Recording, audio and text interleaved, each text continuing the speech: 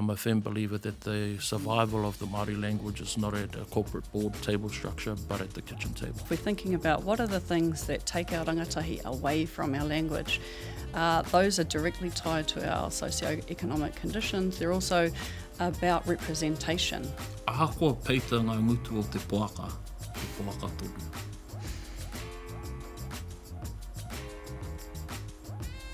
Kei ngā pū kōrero o te motu, nau mai piri mai. Welcome to the special edition of Mata Aotearoa, ko Stacey Morrison ahau. And in this special episode, ka kōrero Māori mātou, nā te mea ko te reo Māori hoki, te tino take. So we're going to speak Māori a lot because we're talking about te reo Māori. It's revitalisation. Where is it at? Where are our systems working? Where could they be improved? E mohio ana tātou mō ngā kura kaupapa Māori. E mohio ana mō ngā whare wānanga. Ai, e kōrero hoki ana tātou mō ngā kōhanga reo.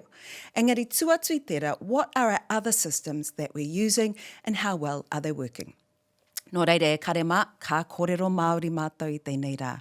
You're going to hear quite a lot of te reo Māori, but we'll make sure that you can hear the revitalisation of te reo Māori in action. Kei tōku taha ngā mātanga toko rua, tēnā kōrua, nau mai, piri mai, Penetaui, tēnā koa. Whakamohio mai, ko wai koe, no hea koe.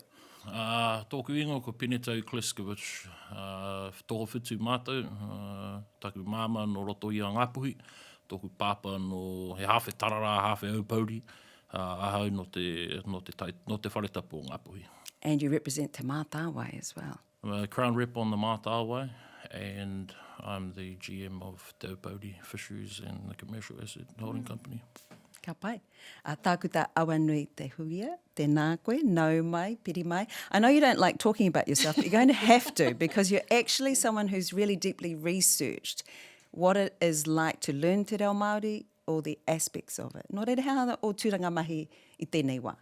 Tēnā tātou, o tira tēnā koe te pōwhiri mai kia māua. Me koutou e whakarongo mai ana, he uri ahau no Ngāti Maniapoto, no ngai tūhoi hoki ahau, he Pākehā hoki tōku māma. Toko rima hoki mātou, no reira he whānau rahi, he nui waku tuakana taina ko au te wainganui. So I have a number of fortai.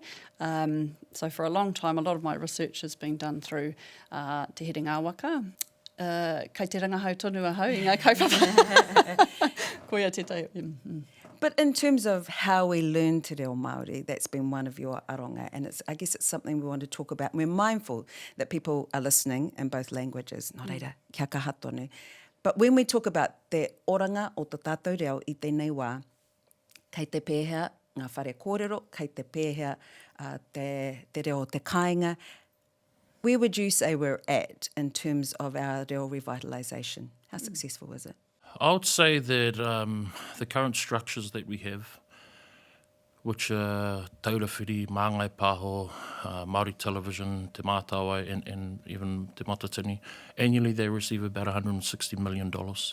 And I'd like to think that we've moved past the revitalisation stage now. We've got a lot of experience, Māori do, but it's also important for us to bear in mind that conservative estimates suggest that over the 50% of languages won't survive this next century. Those are some of the studies from the United Nations. I'm a person who was born on the marae. I went to Te Herenga Waka kohanga reo as a baby, and then I was one of the first pupils of Te Kura Kaupapa Māori o Ngā Mokopuna, which is a school. My mother was one of those who established that school in Wellington. So, me personally, Stacey, and this might be awkward to hear and hard to hear, I don't put a great emphasis on Kura Kaupapa and kohanga reo, only because maybe 2 years of my entire life I spent in those institutions. The way that the language was transmitted to me was in the home. And I'm a firm believer that the survival of the Māori language is not at a corporate board table structure, but at the kitchen table.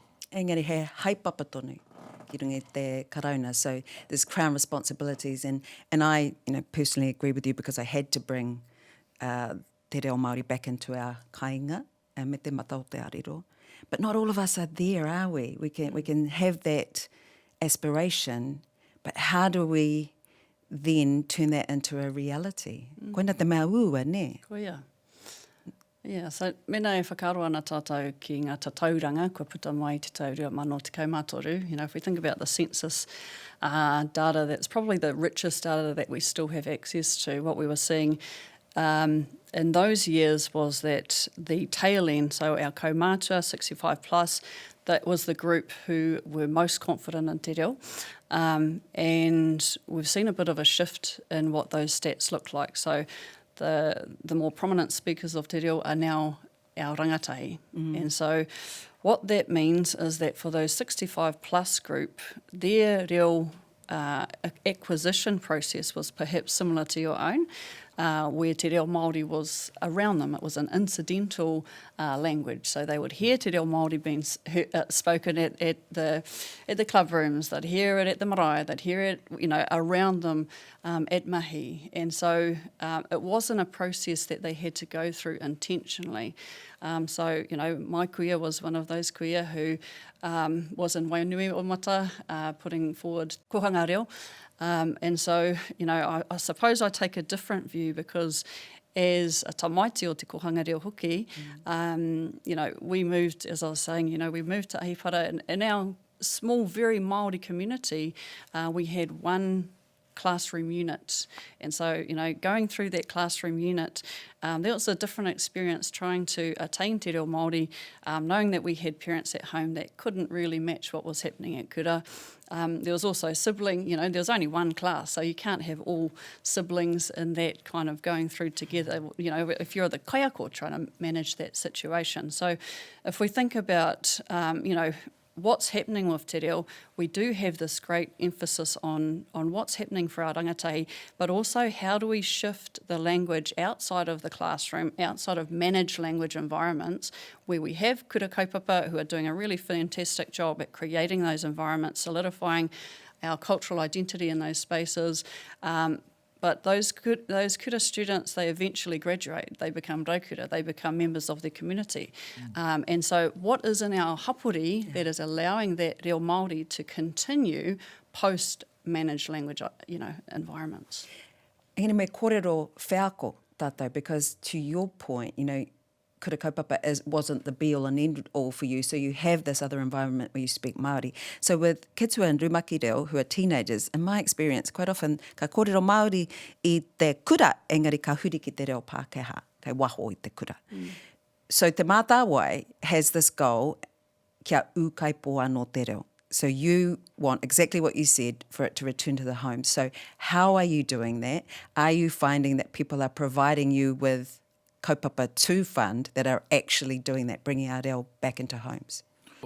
Just in terms of the Mātāwai, I want to be very careful about the way in which I talk about them and the personalities and the politics. I want to take a helicopter view, really, and to look at the language ecosystem. Not a dramatic one, okay. I think if I look at te Mātāwai is a organisation that was established to ensure that it could find alignment across the 4 Māori language entities. But those 4 Māori language entities, they all operate in silos. And when you've got structures like that, those structures need to be fit for purpose. And currently, I'm not totally convinced that they are fit for purpose. And taxpayers and ordinary Māori who aren't speaking Māori are saying, what is $160 million of Crown taxpayer funding achieving? Are there measurable outcomes? Do we have a way of measuring whether or not language proficiency and language fluency is ultimately, in my view, that's what that money should be spent on? To your point about kura, we'll never, in my view, get away from the fact that our young people will speak Māori to their teachers for fear of detention or whatever else, but they'll come home, you yourself as a parent will know you'll speak to them in the Māori language and they'll respond to you in Pākehā. That's a challenge for myself when I think about what's around the corner for the 4 Māori language entities, which is rationalisation. It's going to come as a bit of I would say, a fright to those people who are working there. But if a structure exists primarily to preserve itself, as opposed to increasing language fluency, then that structure is not fit for purpose. And in my view, we need to ensure that we're not doubling up, we don't have dual effort or tri-effort across those entities, and that we have people who do not only understand tikanga and te reo Māori, but understand technology, AI platforms and economics. Because currently, when I look at where we are placing a lot of our Māori language strategy and content, it's online. And those large platforms that facilitate and hold that data in the future are going to attain that knowledge, they're going to monetize that knowledge, and they're going to teach that language back to your mokopuna at a cost. Rationalisation, e kupu whakamataku tēnā. So when you say rationalisation, what does that look like? Well, if you look at the recent report that's come out from Pānia and Julian Wilcox and Raniera Proctor, it's got some outcomes and some frameworks that they think would be better suited for the Māori language, but that looks like one large entity. And people will say that, look, that leads to community alienation, which is right. But then when you allow the power of the language to be in the hands of too many, it leads to stagnation, and we see very little progress. So it's back to the point where I was saying before, if they only exist to preserve themselves, their jobs, and sustain the mahi and the people that are currently in them, as opposed to what they're there for, the kāmaka. Why does this money exist? It exists. When you build a house, you've got to build it on the foundation, the cornerstone, and that cornerstone is language fluency. And if we're not seeing that, and if the rangatira in the next election, Matua Winston's not seeing that, or even Minister Pōtaka who's in charge of that, there will be definitely changes. No reira, i a koe e kōrero ana mo te whare, so should it still have maihi Māori, maihi karauna? Stacey, that really frustrates me, the mahi Māori and the mahi karauna, and the fact that four Māori entities can't come together and give the minister a frank and clear answer about what does te whare o te reo Māori ora actually mean. What does that mean? $170 million, and they can't figure it out. So the question is, are those four entities going to be, are they going to facilitate the circumstances for change, or will change be shaped around them? What actually achieves change? And Awanui, I can see your face. He whakaaro o. Ne. Kei te rerepe he o whakaaro.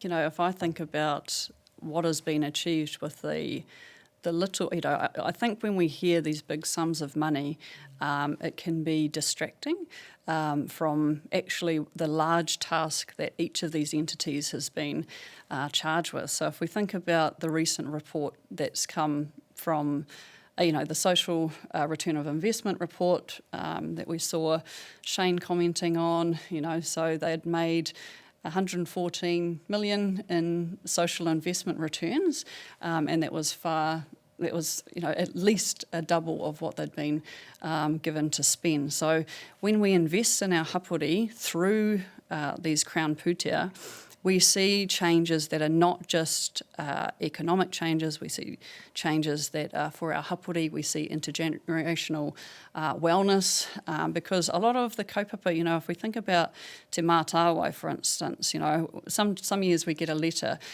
saying whether you're successful or you're not successful, and they tell you how many whānau were wanting to seek that pūtea and how much money was given out. And usually it's about a quarter.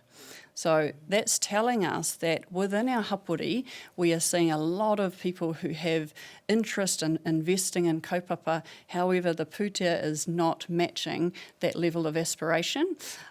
So if we're wanting to see fluency, we need to be thinking far more strategically about how that investment is being measured because, what we are seeing from these social investment reports, which, they're done by economists. These are people who know money. Hare te mea tītaha. Koia. Nō reira, he mea nui kia whakaaro whānui tātou ki te horopaki. And also, if we're thinking about te Mātāwai, you're tasked with over 109, partnering with over 109 iwi. And so for a minuscule amount of money, I think what they are delivering on is quite substantial and should be recognised. Just to clarify, ia koe tono ana, so when you're putting those tono in, is that to reo tukutuku or are you going to the āiwi? So most of them are reo āiwi. Yeah. I haven't had an opportunity to tono myself to te reo tukutuku. However, I've been invited by those who have received reo tukutuku funding, and some of the aspirations that they've had and some of the kaupapa that they've held have been really meaningful kaupapa. For instance, one of them was a group of whānau who wanted to whakatipu i ā rātou tamariki ki te reo Māori. So they weren't from a specific iwi, but they had similar aspirations for their children to be bilingual or be reo Māori speaking.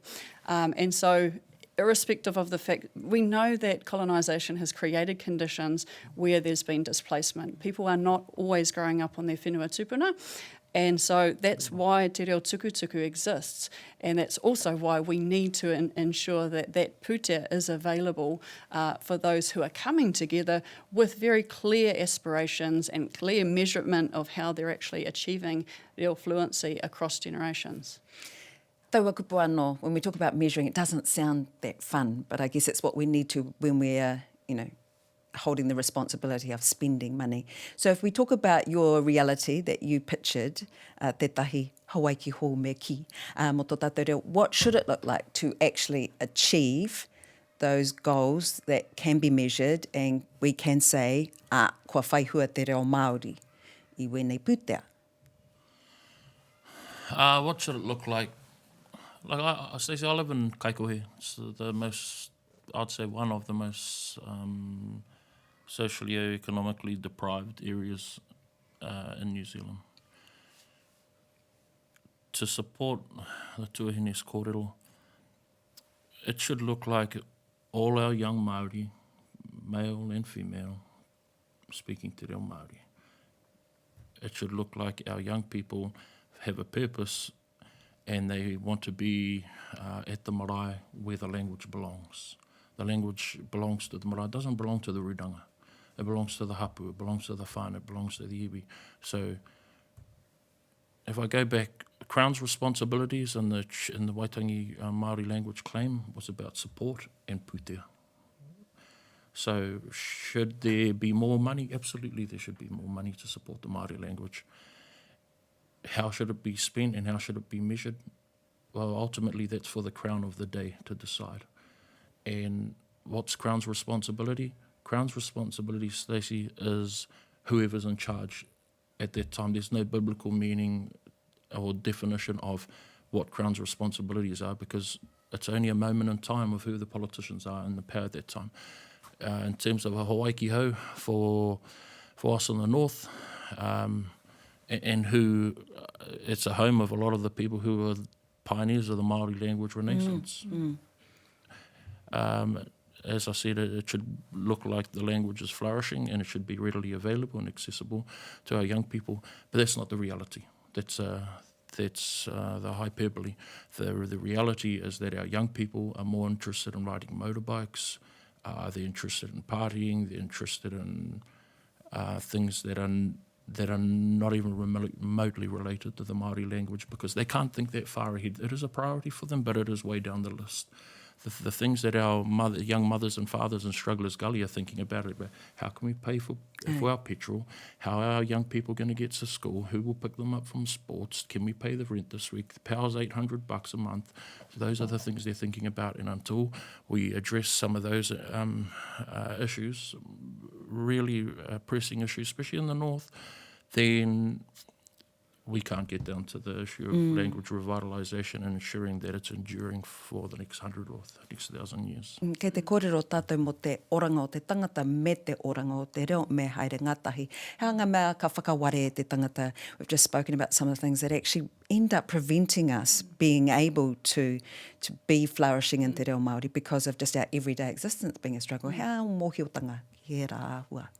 Ai, kua taumaha o tātou iwi, o tātou hapu, o tātou hapuri puta noa I nei āhuatanga hoi anō I te whakaroa ki ahau ki o kōrero I te tungane. You know, if we're thinking about what are the things that take our rangatahi away from our language, those are directly tied to our socio-economic conditions. They're also about representation. So if we're thinking about, going back to the previous kōrero around seeing ourselves as flourishing Māori, that's really important in creating identities. And so during a time where our rangatahi are forming ideas about who they are, who they want to become, if they are seeing examples of themselves as thriving, ka ki te rātou, koia taku anamata.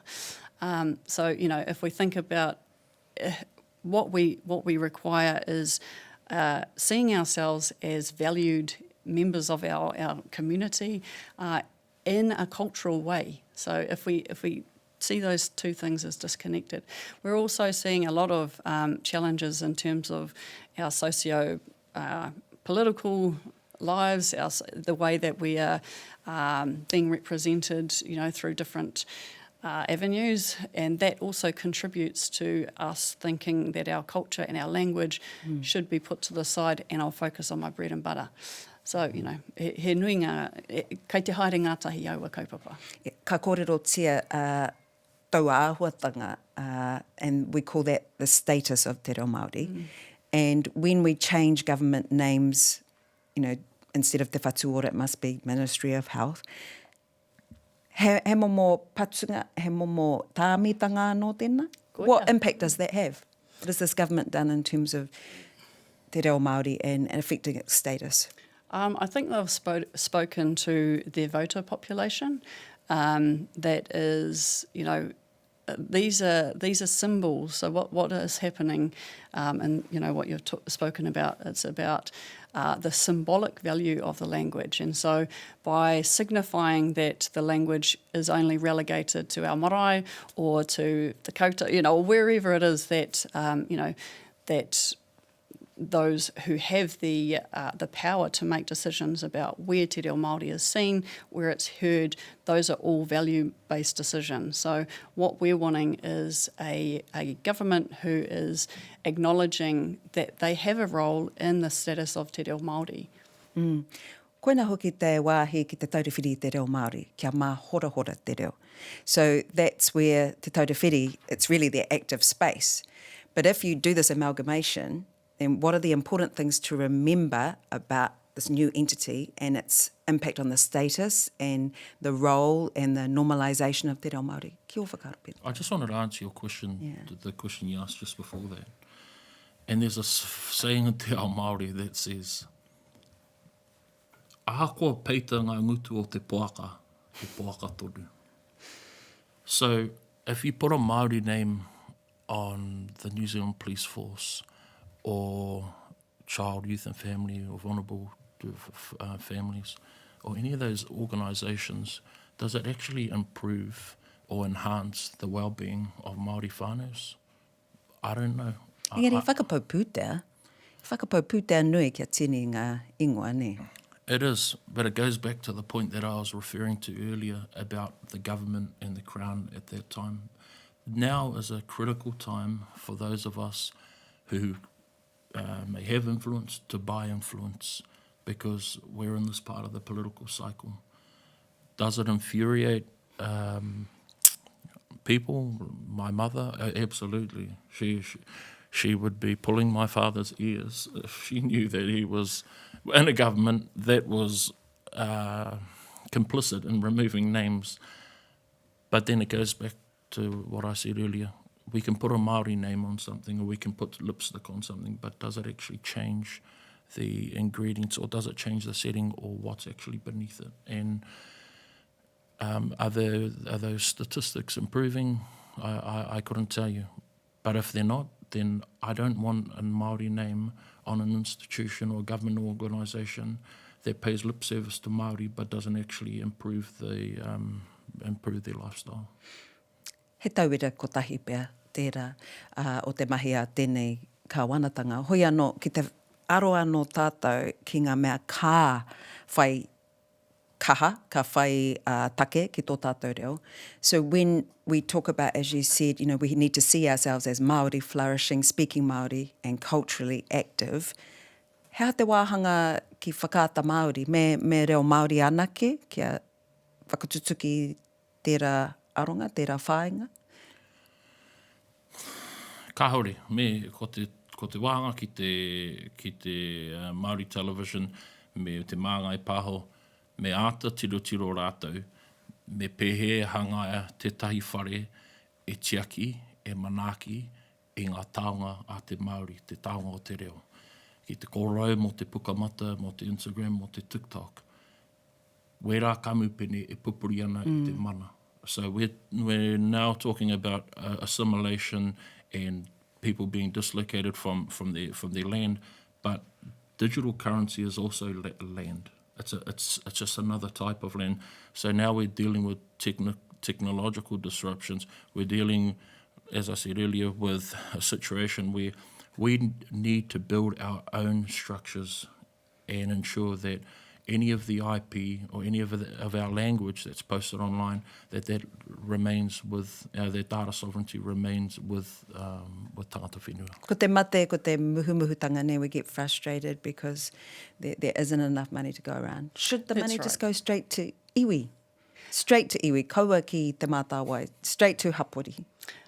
Yeah, I mean, I think if we're thinking about those iwi partnerships, one of the challenges for our hapu, for our marae, is that, you know, ko etahi o ngā marae, etahi o ngā hapu, kare anō kia tau mai etahi pūtea rahi kia rātou. Nō reira, he wāhi nui ki te krauna, ki te āwhina, ki te manaki i tērā hunga. So, you know, it's a different set of experiences that perhaps we have, you know, for larger iwis who have more capacity. But if we're thinking about marae where ahika are slim on the ground, they're already managing a number of considerations. You know, we've got climate change, we've got a whole range of things that are already happening.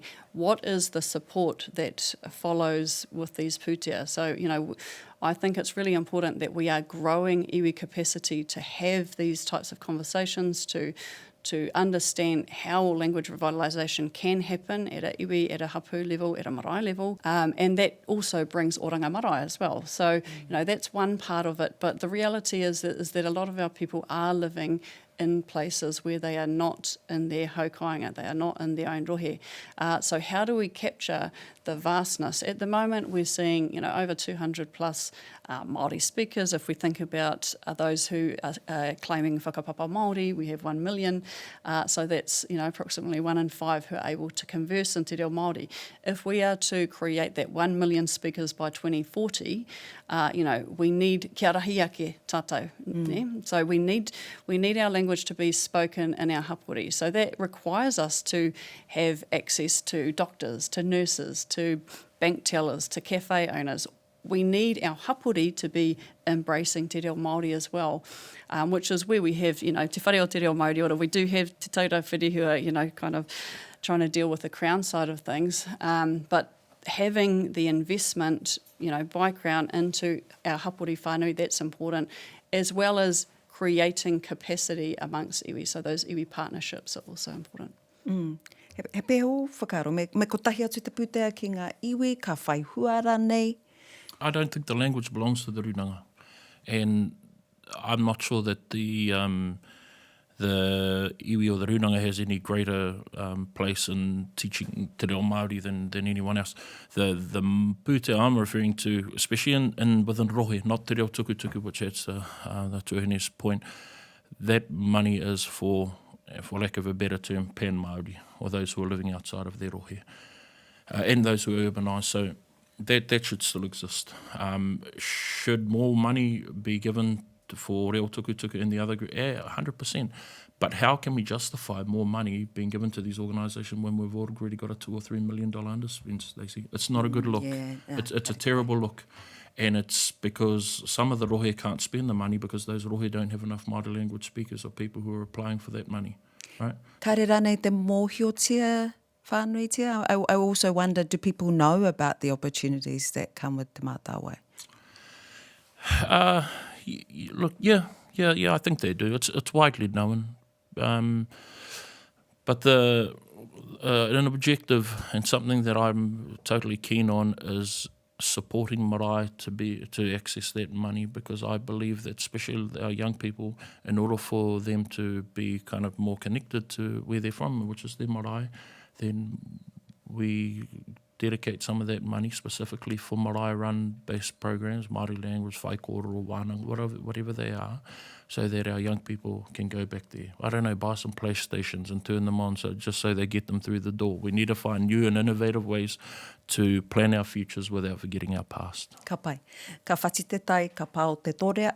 So with change coming potentially at the end of this year, what is one thing that any government moving forward needs to do for te reo Māori, and what do te iwi Māori need to do for te reo Māori? Ki o whakaaro, Awanui?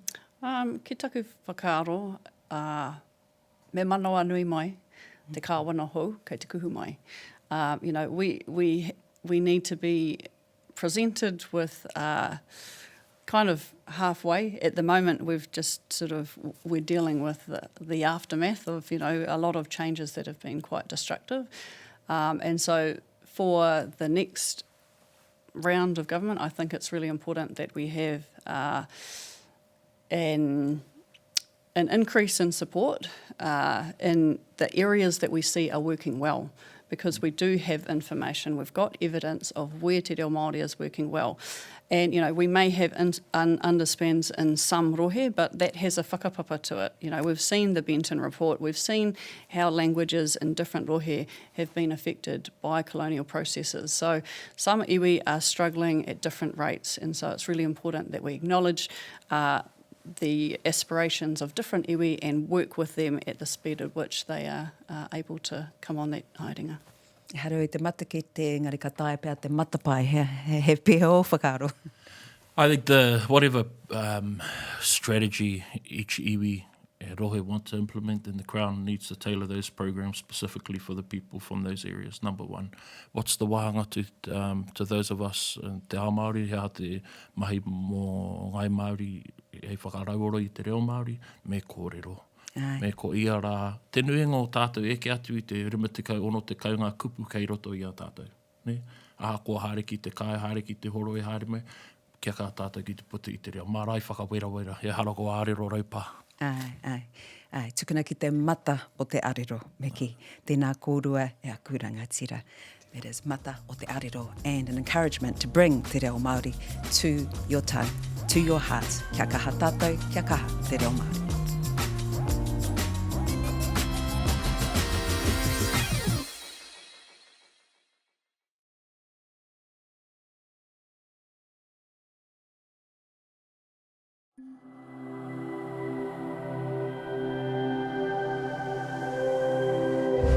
Ko te reo, te take.